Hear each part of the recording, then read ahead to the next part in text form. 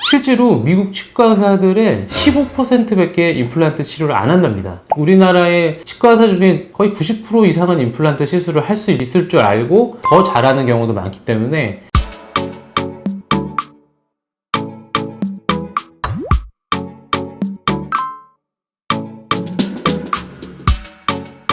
네, 안녕하세요. 평범한 동네 치과의사 서정욱입니다.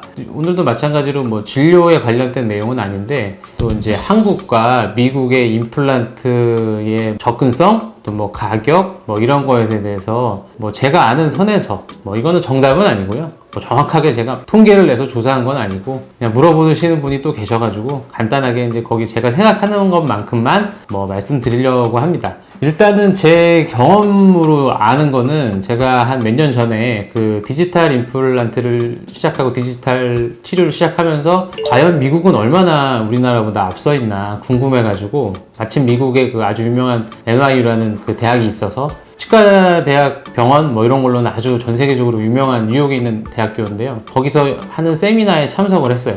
되게 기대를 가지고 그때가 제가 디지털 시작한 지가 한 1년, 2년 정도밖에 안 됐을 때라 미국이 훨씬 더 잘할 거라고 생각하고 이제 그런 기대를 안고 이제 세미나를 들으러 갔던 적이 있었는데 그때 한국 의사분들이 같이 저랑 정확하게 숫자는 기억이 안 나는데 한 7, 8분 이렇게 갔던 것 같아요. 다들 이제 마찬가지로 그런 생각을 가지고 오셨는데 첫 강의를 딱 듣고 다들 약간 실망을 했습니다. 이제 그 이유가 뭐냐면 이제 보통 저희가 요즘은 이렇게 한국이 이제 코로나나 이런 거 대처하면서 이제 선진국 대열에 올라갔다는 얘기들을 많이 하는데 그래도 미국이 더 선진국이고 우리나라가 아직은 좀 그런 생각들이 많이 저도 이제 그런 생각이 있었던 것 같은데 막상 들어보니까 제가 그동안 한국에서 세미나 들었던 내용하고 별반 차이가 없는 거예요. 그리고 제가 들으러 갔던 거는 뭔가 디지털적으로 그 아날로그로 하는 방식이 더 나아서 디지털적인 설명을 들으러 갔는데 그런 부분은 오히려 제가 하는 것에 비해서 약간 미약하다는 느낌이 들고 심지어는 어떤 경우는 저거는 저렇게 하는 것보다 이렇게 하는 게 더 좋을 텐데 라는 생각이 들 정도가 됐으니까 제가 그 강의를 듣고 되게 놀란 거는 이미 대한민국의 그 치과 의사의 실력이나 기술 자체가 그때 제 생각에는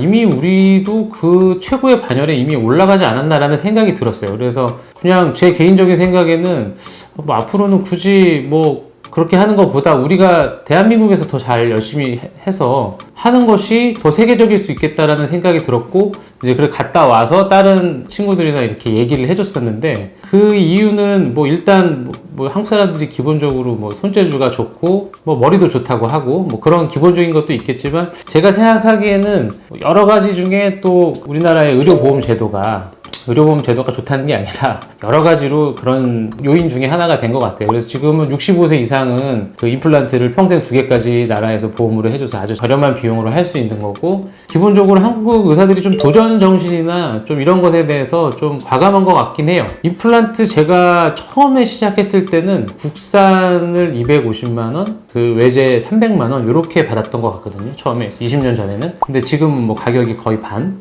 이렇게 되어 있으니까 그만큼 간단하게 말하면 수요와 공급의 원리에 의해서 공급이 과잉이 있기 때문에 당연히 가격이 내려갔겠죠. 다른 이유 여러 가지 이유도 있겠지만 어쨌든 그만큼 지금 우리나라의 치과 의사 중에 거의 90% 이상은 임플란트 시술을 할 수 있을 줄 알고 더 잘하는 경우도 많기 때문에 근데 이제 미국 같은 경우는 그때 그 세미나에 갔을 때 거기 마침 한국 의사인데 그 대학에서 이제 수련을 받고 계시는 분이 계셔가지고 그분이 이제 저희가 티타임 때 이제 저희가 이런저런 질문을 했었던 기억이 나는데 그분 얘기로는 그 뉴욕 같은 경우에는 미국은 좀 그런 성향이 많다는데 도시의 센터에는 워낙 대가들이 이제 자리를 잡고 있는 상황이라서 자기가 임플란트 시술을 하려면 실제로 할 줄 알아도 병원을 오픈해도 환자가 안 온답니다. 미국 사람들은 그런 걸 다 이렇게 찾아가지고 오는지 그런 성향이 있는지 모르겠지만 그래서 외곽으로 나가야 되고 또 외곽으로 나가서 그렇게 한다고 해서 막 할 수 있는 게 아니라 또 미국은 예전에 제 기억에 세탁소에서 세탁물만 뭔가 문제가 생겨도 고소하고 이런 나라라서 조금만 뭐가 문제가 생기면 서로 이거를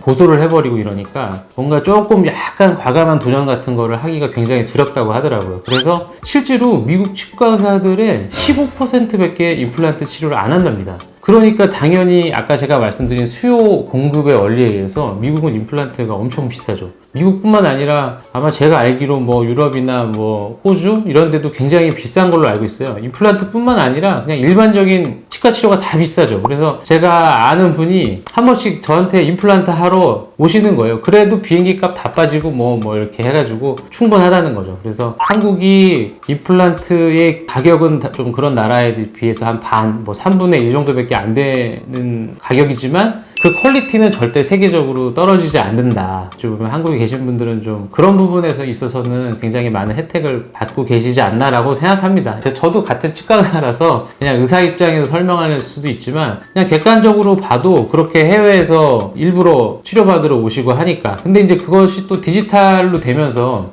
옛날에 아날로그 시절에는 째고 꼬매고 하는 시절 때문에 그게 또 한 번 와가지고 오래 계셔야 되는데 디지털이 되면서 또 잘 안 째고 하는 경우도 많으니까 아까 말씀드린 지인분이 옛날에 디지털 하기 전에도 오셨었고 디지털 하고 나서도 오시는데 훨씬 수월해진 것 같아요. 외국에서 오셔서 하는 부분도. 어쨌든 뭐 오늘 이제 설명드린 거는 뭐 꼭 미국은 아니지만 미국, 한국 이렇게 비교했을 때 왜 한국이 임플란트 가격이 더 싸고 시스템이 대충 어떻게 되어 있는지 그거에 대해서 이제 간단하게 설명드렸습니다. 뭐 그냥 참고하시라고 오늘은 편안하게 또 간단하게 설명드렸습니다. 감사합니다.